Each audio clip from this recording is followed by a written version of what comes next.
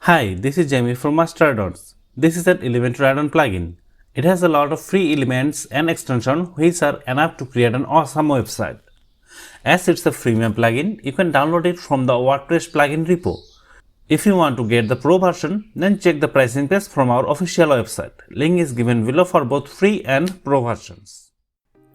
I'm going to show you how to work with wrapper link. First, add a section. I'm going to add a wrapper link in this full section. After adding a section, just hover on layout and you will see wrapper link.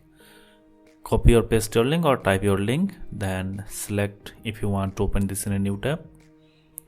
And now let's add some content. Let me fast forward this video.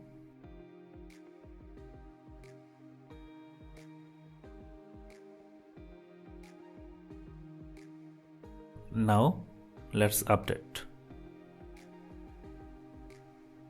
and let's preview.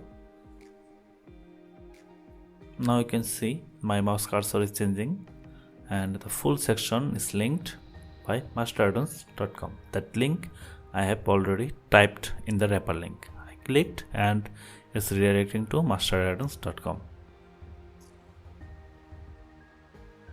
Let's remove the wrapper link from the full section and I'm going to show you how you can set wrapper link individually in a element. So scroll down and info box. Now you can see wrapper link within this content area. It's the default for all element.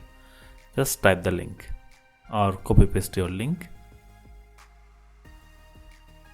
Again, if you want to open a new tab, then update. And let's preview this. And now you can see the link is gone from heading and text widget. But you can see the link on full info box.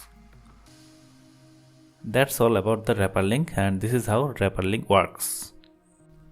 Make sure to download, install and active master add-ons from our official website or our WordPress plugin repo page.